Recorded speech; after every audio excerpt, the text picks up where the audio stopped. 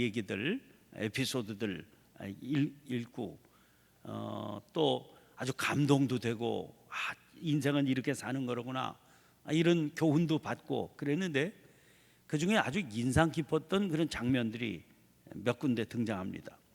유비가 관우 장비와 더불어서 도원 결의를 하는 장면, 또는 적벽 대전의 큰 승리를 아주 통쾌하게 거두는 그런 장면, 이런 장면들 아주 인상 깊었습니다. 그런데 그 중에서도 저에게는 가장 인상 깊었던 것이 유비가 제갈공명을 모사로 모시기 위해서 3번이나 찾아가는 소위 삼고초려라고 부르는 그런 장면 기억이 납니다.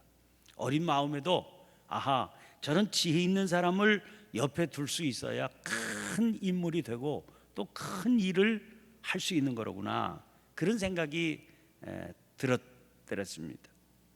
그런데 자라는 가운데 코치에 대해서 알게 됐습니다. 몇 해 전에 세상을 떠난 성악가 파바로티라고 하는 사람은 몇 세기에 한 번 나올까 말까 한 위대한 성악가지요. 그런데 제가 유럽에서 들으니까 그렇게 대단한 성악가도요 1년에 한 번씩은 스승을 찾아가서 코치를 받는다는 겁니다. 아니, 그 사람만큼 노래를 할 수 있는 사람이 이 세상에는 없지요. 그런데 스승으로 모시고 있는 그 노인이 있어가지고 여름 한철에는 모든 스케줄을 다 취소하고 그분에게 찾아가서 호흡도 배우고 발성도 배우고 다시 자기의 음악 세계를 조정을 받는다는 거죠. 여러분, 김연아 선수가 현역에 있을 때 국민적인 스타라서 이 선수의 일거수일투족이 다 관심의 대상이 되지 않았습니까? 그런데 그에게 코치가 있었죠.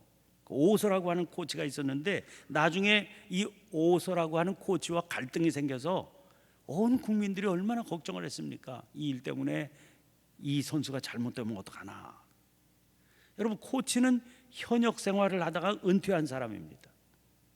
그러니까 벌써 한물 간 사람이죠. 스케이트는 김연아 선수가 코치보다 훨씬 더 잘 탈 수 있습니다. 그런데 그런 위대한 선수도 반드시 코치가 붙어서 훈련을 시켜야 되는 겁니다. 일반 세상에는 그런 코치 역할을 해주는 사람을 멘토 이렇게 부르죠. 조언을 해주는 사람. 너는 그런 걸 고쳐야 되겠다. 너는 이걸 이렇게 좀 해보면 훨씬 나을 것 같다. 조언을 해주는 멘토가 있는 것과 없는 것은 엄청난 차이가 있는 겁니다. 그래서 사람은 누구에게나 코치가 필요합니다. 그렇게 위대한 선수, 위대한 성악가도요 곁에서 보고 조언을 해주고 지도를 해주는 그런 사람이 필요한 겁니다. 유비가 대단한 정치가지만 그러나 제갈공명 같은 코치가 그 옆에 붙어 있어야 나라를 제대로 세워갈 수 있는 겁니다. 우리가 누구에게나 코치가 필요한 것은 우리가 인간이기 때문입니다. 인간은 자기가 바라는 것만 보는 경향이 있습니다. 요새 광고 보니까 그런 광고를 하더라고요. 교차로에서 보는 것만 보고 싶은 것만 봅니다. 그래서 바둑을 둘 때 직접 바둑을 두는 사람이 보지 못하는 걸 훈수 옆에 붙어 있는 사람은 더 잘 볼 수 있는 이유죠. 여기 빠져 있으니까 자기가 보고 싶은 것만 보려고 합니다. 다른 게 잘 안 보이거든요.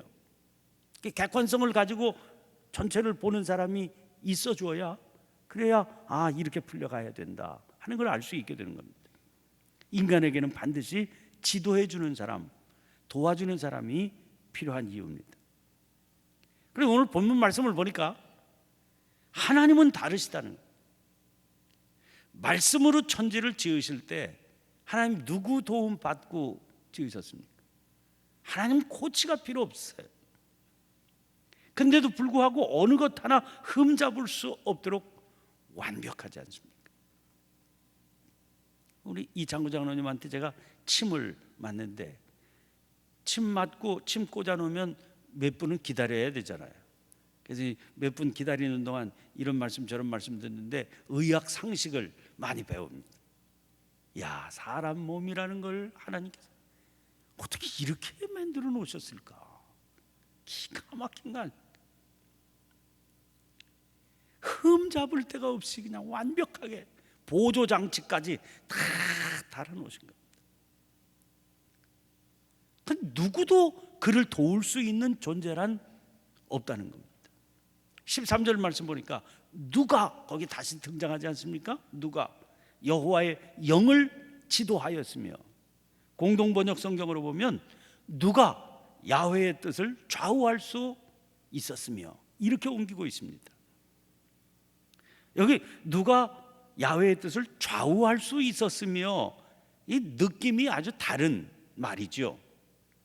영을 지도하였으며 또 좌우할 수 있었으며, 그 뉘앙스가 많이 다르지 않습니까? 그 왜 이런 번역을 동원할 수 있었을까? 누구도 하나님을 지도할 수 있는 존재는 없는데, 그게 어리석음이에요. 우리 안에 그런 어리석음이 그칠 줄 모른다는 겁니다. 아니, 상식적으로 생각하면 누가 하나님을 지도하겠습니까?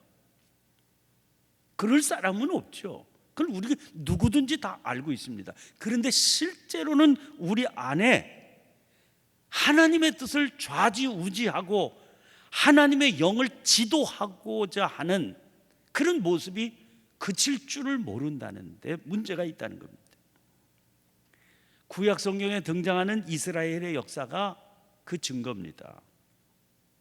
여러분, 하나님께서 계속 뚜렷한 길을 보이시잖아요. 너희는 이래야 산다. 분명하게 가르쳐 주십니다. 그런데 그 말씀에 불순종을 하거든요. 자기들의 생각은 그렇지 않다는 겁니다. 그 뚜렷한 길에 불순종한다는 말은 무슨 말이겠습니까? 자기가 가려는 길이 하나님께서 가르쳐 주신 그 길보다 훨씬 나은 해결책입니다. 이런 의사표시 아닙니까? 하나님께서 이리로 가라 하시는데 아니요, 이 길이 맞죠. 이 길이 낫습니다. 그런 아주 공공연한 표현 아닙니까? 그거야말로 하나님의 영을 지도하겠다는 뜻이요, 하나님의 뜻을 좌우하겠다는 그런 뜻 아니고 뭐겠습니까? 근데 보세요. 그렇게 간 사람들, 그렇게 간 나라, 누가 바른 길을 걸은 자가 있습니까? 성경에 등장하는 믿음의 사람들, 예컨대 에스라, 느헤미야 같은 이들은 우선 하나님의 가르침에 귀를 기울입니다. 하나님의 말씀에 전심전력 마음을 다해 그 말씀을 모십니다. 그 뒤에 그 음성을 따라서 움직이려고 했습니다. 그 사람들 신실한 지도자가 됐습니다. 나라를 살려내고 백성들을 지켜내는 그런 지도자가 될 수 있었어요. 왜? 하나님의 말씀에 순종하고 그 뜻을 따르고 그 뜻을 받들어서 갔기 때문에 그런 거죠. 그런데 안타깝게도 오늘 우리들이 믿음을 고백하죠. 나는 주님의 인도하심을 받고 살겠습니다 하는 뜻이 믿음의 고백 아닙니까? 그런데 그런 고백을 하나님 앞에 드린 사람들 안에서도 그런 이들을 찾아보기가 참으로 어렵다는 게 안타까운 모습이죠. 마태복음 16장 21절부터 23절까지 말씀을 보면 예수님께서 제자들에게 순환에 대한 예고를 하십니다. 그 우리가 잘 아는 장면입니다. 베드로가 예수님을 붙들고 항변합니다. 주여, 그리 마옵소서. 이 일이 결코 죽게 미치지 아니하리이다. 성경은 점잖게 옮겨진 책이에요, 실제 장면보다. 그래서 저는 좀 많이 각색이 된 것 같아요. 진짜 그 장면을 원색적으로 표현해 놓지 않은 것 같아요. 베드로의 그 모습은요, 주님께 이렇게 말씀을 드린 거나 마찬가지죠. 주님, 그 무슨 말씀을 그렇게 하십니까? 아니 어디로 어떻게 가시겠다고요? 말도 안 되는 말씀을 하십니까? 이런 식이죠. 왜? 순환을 당하시겠다고 그러니까 자기 나름대로는 주님께서 그 길을 가시면 안 된다고, 그런 억울한 일이 어디 있냐고, 그런 말도 안 되는 일이 어디 있느냐고, 자기 나름대로는 주님을 생각한다고, 생각해서 한다고 드린 말씀일 겁니다. 그렇지만 여러분, 이런 모습이야말로 하나님을 가르치려고 한 것 아니고 뭐겠습니까? 자기 생각에 이건 아니다 싶은 거예요. 누구도 그렇게 생각했을 거 아닙니까? 하나님이 얼마나 크고 원대한 계획을 세워놓으셨는지 이걸 그 머리로는 전혀 이해할 수 없었기 때문에 이런 반응을 보일 수밖에 없었던 것이죠. 그래서 묻게 되는 겁니다. 아유, 베드로 이거 참 답답하게 했네, 이렇게 느껴지십니까? 그럴 만도 하다, 이렇게 느껴지세요? 그래서 우리는 뭐가 다른가, 이걸 생각하게 되는 겁니다. 우리의 경우를 놓고 보면 무슨 일들이 전개될 때 자기도 모르게 하나님, 이게 왜 이렇습니까? 이렇게 대드는 때 없습니까? 하나님, 왜 나를 가지고 이러십니까? 그런 때는 없어요? 하나님, 왜 하필이면 우리 교회입니까? 그런 때 없으시냐? 우리의 시야라고 하는 건 심각할 정도로 제한적입니다. 근데 그걸 인정하려고 하지 않아요. 자기 생각, 자기 판단이 너무나 고정되어 있기 때문에. 그래서 자기 일은 자기가 제일 잘 안다, 이런 식으로 행동하려고 하는 경향이 분명하게 있다. 심지어 정말 자기가 갈 바를 알지 못해서 방황을 하고, 마음이 몹시 흔들리고 있습니다. 그리고 자기가 갈 바를 알지를 못하니까 이 사람 찾아가서 어떻게 하면 좋겠어? 저 사람 찾아가서 아니 나 좀 도와줘, 좀 가르쳐줘. 그리고 그 사람이 이런 얘기하고 저 사람이 저런 얘기할 때마다 이리저리 마음이 흔들리는 그런 경우에도요, 굳이 분명하게 말씀으로 주시는 하나님의 음성을 따르려고는 생각하지 않는 그런 경우까지도 얼마나 많습니까?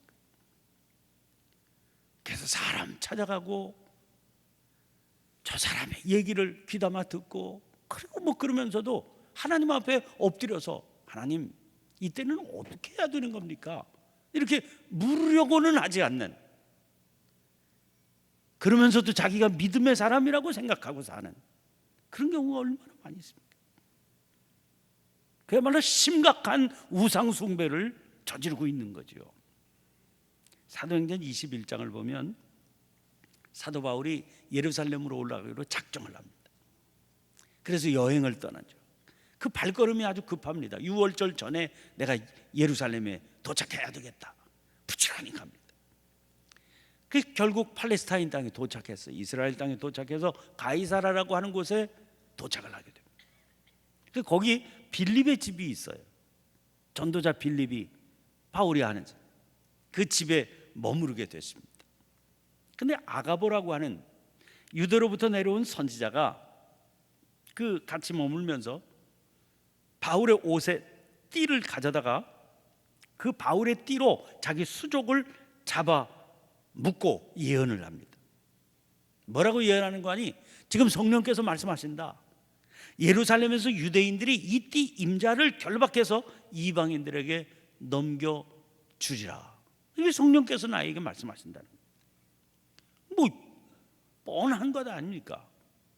그러니까 주변의 사람들이 바울에게 예루살렘에 올라가지 마세요, 아니 뻔히 알면서 왜 죽을 길로 가십니까? 간곡히 요청해요. 그때 사도행전 21장 13절 14절입니다. 바울이 대답하되 여러분이 어찌하여 울어 내 마음을 상하게 하느냐? 나는 주 예수의 이름을 위하여 결박당할 뿐 아니라 예루살렘에서 죽을 것도 각오하였노라 하니 그가 권함을 받지 아니하므로 우리가 주의 뜻대로 이루어지이다 하고 그쳤노라. 여러분, 이 당시의 상황을 사람들이 어떻게 이해할 수 있겠습니까? 붙잡혀가는 것도 아닌데 왜 사자굴 속으로 직접 들어가느냐? 지금 이럴 때가 아니지 않느냐? 간곡히 권했다는 겁니다. 통곡하면서 권했다는 겁니다. 우리에게 선생님이 얼마나 필요한 때입니까? 교회는 지도자가 필요한 때인데 억지로 붙잡혀가는 것도 아닌데 왜 제발로 갔습니까? 성령께서도 이렇게 보여주신다고 말씀하시지 않습니까? 바울이 하나님의 영의 인도함을 받고 사는 믿음의 사람 아닙니까? 결박당하는 것뿐만 아니라 나 죽을 것도 각오하고 가는 거다. 그리고 왜 이렇게 울어서 마음을 상하게 하느냐? 그랬다는 것이죠. 여러분, 이게 하나님의 인도함을 받고 사는 믿음의 사람의 모습이 아니겠습니까? 그런데 그러면 사람들이 질문할 수 있어요. 그럼 기도는 왜 하는 겁니까? 이런 질문의 밑바탕에는 기도에 대해서 아주 심각한 오해가 자리를 잡고 있는 거죠. 어떤 오해겠습니까? 기도는 하나님 앞에 자기 요구를 아뢰어서 그 요구를 이루는 것이다. 그런 오해입니다. 우리는 주시옵소서 이 기도에 아주 너무나 익숙해서 그런 것이죠. 기도를 그렇게 오해하니까 그러면 그렇게 되는데 무슨 기도는 왜 합니까? 기도를 받으시는 하나님보다 자기가 붙들고 있는 요구가 더 바르고 합당한 것이다. 이런 마음이 자리를 잡고 있는 거예요. 내가 지금 이게 필요한데, 나에게 이런 일이 이루어져야 되는데, 이게 하나님이 지금 무슨 의도를 가지고 계시는지, 어떤 뜻으로 나를 이끌고 가시는지 하는 것보다도 나에게는 더 중요한 거죠. 그러니까 묻는 겁니다. 그러니까 자칫 잘못하면 우리가 기도를 하나님을 가르쳐드리는 도구로 받아들이기 쉽다는 거죠. 우리가 뭔데 하나님을 가르쳐드리고 하나님의 뜻을 좌지우지할 수 있다고 생각합니까? 기도를 그렇게 생각하면 안 되는 거지요. 사실 우리의 기도와 관계없이 하나님께서는 당신의 계획을 이루어 가시는 겁니다. 우리는 그 계획을 온전히 이해할 수가 없죠. 그래서 이루어 드릴 능력도 없는 겁니다. 문제는 하나님께서 우리와 함께 그 일을 하기를 원하신다는 거예요. 그래서 우리에게 필요한 것은 그분과의 긴밀한 관계, 친교가 필요한 겁니다. 지난번 부흥회 때 우리 기도에 대해서 그렇게 배우지 않았습니까? 그래서 사귐의 기도가 필요한 거다. 그분을 뜨겁게 사랑하게 되어서 기도를 통해서 그분을 깊이 만나게 되고, 그래서 그분의 원하시는 뜻이 이루어지기를 간절히 원하게 되는, 그분의 소원이 나의 소원이 되는 그런 단계를 맛보게 되는 거예요. 그렇게 되면 당연히 나타나는 두 가지 형태가 있죠. 그분의 뜻이 과연 무엇인지 알기를 원하게 되죠. 또 하나는 그 뜻에 어떻게 해서든지 순종해서 살기를 소원하게 되지 않겠습니까? 이게 기도라는 겁니다. 사실 그 길만이 진정한 승리의 길이 되는 겁니다. 내가 원하는 요구를 하나님 앞에 막 드려서 그게 관철됐다, 기도 응답 받았다, 그래서 그게 내 삶에 진짜로 좋은 건지 그 누구도 알 수 없는 거죠. 하나님께서 우리에게 그렇게 자주 물으시지 않습니까? 네가 바라는 대로 이루어지는 게 너에게 정말 좋은 거냐? 누가 자신 있게 얘기할 수 있어요? 내가 바라는 대로 이루어지는 게 정말 내 삶에 좋은 겁니까? 어리석고 미련한 우리는 그를 알지 못합니다. 그분의 뜻이 무엇인지를 알게 되고 그 뜻에 순종하며 살 수 있는 것, 그게 우리 인생의 승리의 길이지요. 그게 우리에게 희망이 되는 길이지요. 이런 그의 소원을 이룰 수 있는 길은 기도를 통해서 그분을 만나고 그분의 인도하심을 받는 길 외에는 없다 하는 것을 알게 되고요. 그래서 자연히 기도에 힘쓰게 되는 겁니다. 야고보서 1장 5절에 너희 중에 누구든지 지혜가 부족하거든 모든 사람에게 후히 주시고 꾸짖지 아니하시는 하나님께 구하라. 그리하면 주시리라. 자신만만하게 나는 내 뜻대로만 가면 틀림없어 그럴 사람이 어디에 있겠어요? 우린 누구든지 지혜가 부족한 것을 깨닫는 사람 아닙니까? 그러면 하나님께 구하면 하나님은 후히 주시고 꾸짖지 아니하시거든요. 그러니까 하나님께 구하라. 그러면 그 부족한 지혜를 채워주신다. 가야 할 길 가게 하시고 봐야 할 걸 보게 해주신다는 거죠. 14절 말씀을 보면 그에게 정의의 길로 가르쳤으며, 사실은 이 앞에도 누가 이게 붙었다고 봐야 되죠. 누가 그에게 정의의 길로 가르쳤느냐. 지금 지방 평신도, 우리 지방 평신도 성경학교 하는 주간입니다. 저도 한 과목 가르치고 있는데 저한테 가르치라고 주어진 과목이 그리스도인의 사회생활이에요. 이 시대에 굉장히 중요하고 필요한 과목이다, 이런 마음으로 제가 붙들어서 강의를 하고 있습니다. 이 시대의 심각한 문제 중에 하나가 도대체 어떻게 하는 게 정의로운가, 이런 문제 아닙니까? 이 정의의 문제로 계층 간에도 세대 간에도 심각한 대립이 일어나게 되고 다툼이 그치지 않습니다. 말은 누구나 그럴듯합니다. 그런데 자기의 말대로 가야만 누구에게나 행복한 세상이 찾아올 것 같이 들립니다. 그러나 그 결과로 나타나는 게 뭡니까? 심각한 갈등이죠. 그 갈등 때문에 국민이 낙담을 하고 세대들이 낙담을 합니다. 그게 아니면 심각한 억압이 나타납니다. 왜 이렇게 되겠습니까? 찬송가 430장 2절에 이런 가사가 나옵니다. 어린아이 같은 우리 미련하고 약하나 주의 손에 이끌리어 생명길로 가겠네. 운전하시는 분들은 다 그런 말 하세요. 조심해야 되는 게 어린애다. 운전할 때 어린애 조심해야 됩니다. 이 어린애들이 막 이렇게 이 인도에서 공을 차잖아요. 공을 차다가 공이 뚜루룩 찻길로 들어가면 그러면 당연히 차가 오나 이걸 봐야 되는데 애들은요 공만 봅니다. 공만. 차가 온다는 걸 생각을 못해요. 왜? 어린애는 자기만 생각하거든요. 남은 생각할 줄 모르고 무슨 반응이 나타날지 모르고 저만 생각합니다. 그런데 이런 어린 애들을 뭐라고 할 수 있겠어요? 찬송가 가사에 그렇듯이 우리도 늘 어린아이 같아서 미련하고 약하지요.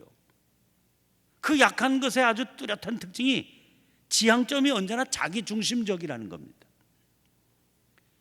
그 사람은 무슨 나쁜 의도를 가지고 그렇게 하는 게 아니죠. 그러나 어쩔 수 없이 인간은 자기에게 좋아 보이는 쪽을 지향하게 돼 있습니다. 그러니까 그것만이 정의인 줄 알아요. 그 반대쪽이 있음을 알기가 어렵습니다. 설사 안다고 그래도요, 그 길이 옳고 좋아 보이지 않습니다. 기업가는 노동자 이해하기 어렵고 노동자는 기업가 이해하기가 어렵습니다. 우리나라는 왜 이렇게 기업하기가 어려운지 몰라, 이렇게 생각할 수 있고요. 노동자들은 노동자들대로 봉급받는 사람대로 전혀 다른 생각을 할 수 있는 겁니다. 서로 그렇다 보니까 나타나는 현상이 갈등과 대립입니다. 인간의 본성 아래 사는 한 진정한 정의란 찾아볼 수 없는 겁니다. 그저 할 수 있다면 정치적으로 타협하고 또 힘의 균형을 잘 맞추어서 그저 평화를, 그저 타협이라고 하는 평화를 만들어내든지 아니면 억압이 나타날 뿐입니다. 저희 집으로 오고 가는 길에 보면 길가에 빨간 바탕에 현수막, 글자 적은 현수막이 붙어 있어요. 너희는 개발이냐, 우리는 투쟁이다. 아유, 볼 때마다 섬뜩합니다. 이게 우리 사회의 한 단면을 그대로 보여주고 있는 겁니다.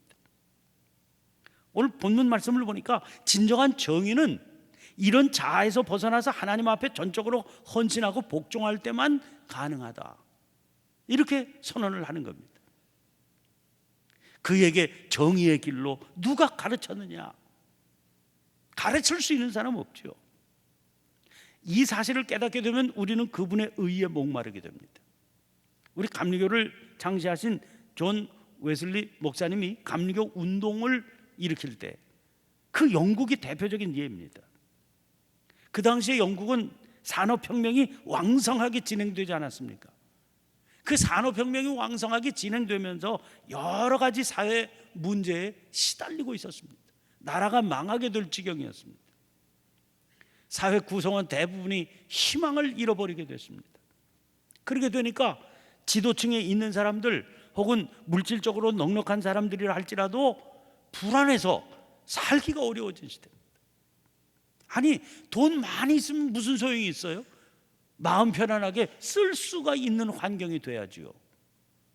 그런데 돈 많이 있어서 자기 집안에서, 큰 집에서 넉넉하게 살고 싶어도 대문 바깥에만 가면 강도와 도적이 때로 들끓고 있는데, 아니 그 많은 돈 무슨 소용이 있습니까? 하루에도 수백 명씩 사형을 당하는, 그래도 사람들이 두려워할 줄 모르고 감옥 갈 줄 저지르는 그런 사회가 됐는데, 이런 사회가 어떻게 망하지 않을 수 있겠습니까?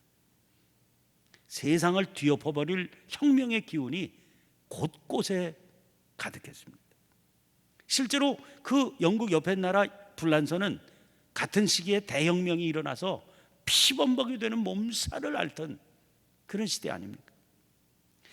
그런데 영국의 웨슬리 운동으로 성령의 역사가 강하게 일어나게 됐습니다. 그러니까 하나님의 시선으로 이웃을 보게 되는 역사가 강하게 나타나게 됐죠. 그 결과 영국에서 시작된 게 노예 제도 철폐, 노동자들의 근로 조건 개선, 아동 노동 철폐, 이런 제도적인 개선이 이루어졌습니다. 다른 나라가 되는 겁니다. 전혀 다른 나라가 이루어진 겁니다. 이거는요, 당하는 쪽, 을, 그러면 을 쪽에서 혁명을 일으켜서 쟁취한 게 아니고요, 오히려 계급적으로 보면 억압을 하는 쪽에 있던 이들이 예수님의 은혜 가운데 스스로의 잘못을 깨닫고 우리 이렇게 살면 안 되지, 그래서 스스로 일으킨 운동에 의해서 맺혀진 열매들입니다. 그리고 지도층에 있는 국회의원들이 나서서 우리 이런 사회를 이루어가면 안 됩니다, 어린애들 가혹한 노동 조건에서 이렇게 노동시켜서 안 되지 않습니까? 이건 제도적으로 막아야 됩니다, 이렇게 된 겁니다. 과격한 혁명이 일어날 소지 자체가 사라지게 된 거죠. 희망의 빛은 하나도 보이지 않던 세상이 희망으로 가득한 세상으로 바뀌게 된 겁니다. 보통의 경우에 사람들은요, 자기들의 생애를 뒤돌아보면서 아쉽다, 만약 그때 내가 이렇게 했다면, 이런 생각이 많이 생기게 마련입니다.